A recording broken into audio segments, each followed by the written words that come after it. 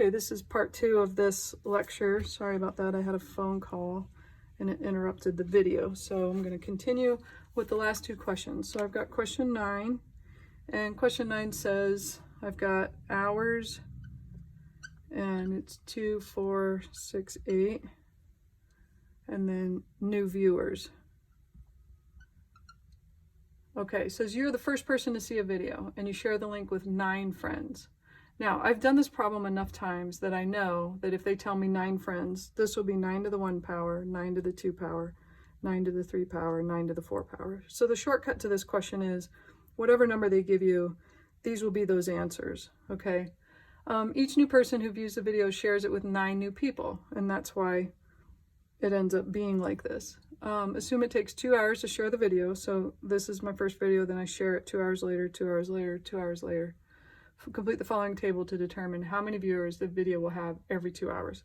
So the first time around, I share it with 9 people. The second time, those 9 each share it with 9, and that's how you get 9 to the 2 power. So that's 81. Then the third time, all of those people share it with 9, so we end up with 9 to the 3rd power, which is 729, and then finally we get 6561. So take a look at your problem. What will change will be the base number here. So mine was 9, yours might be something different.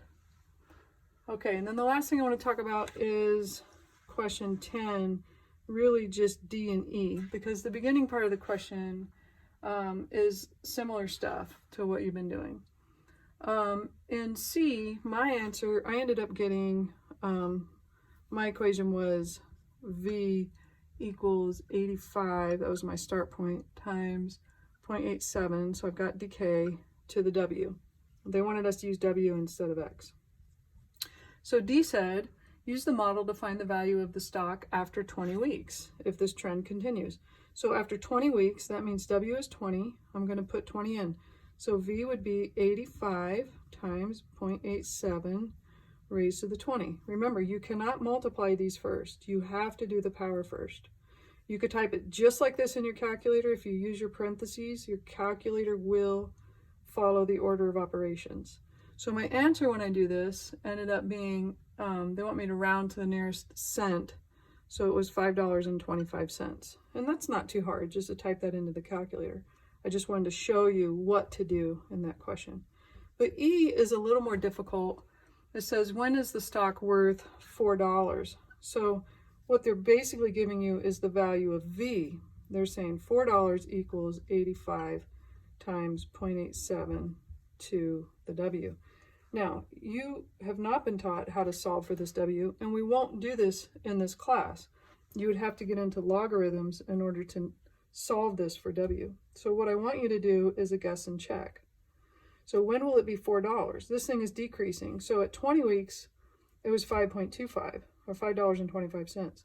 So what I would do is I would see what I get at, 21 weeks or whatever, or do like a range. You could jump to 25, and if it's too high, then jump down to 22. So you're going to do a guess and check until you figure it out. Okay, so for me, mine ended up being 22 weeks. At 20, because it says the stock is worth $4 during which week. So basically from 22 to 23 is when it ended up converting to $4. So that's a little tricky, but like I said, it's just going to be a guess and check. Just try different numbers in as your exponent until you get the answer that you're looking for. And that's it for 3.8.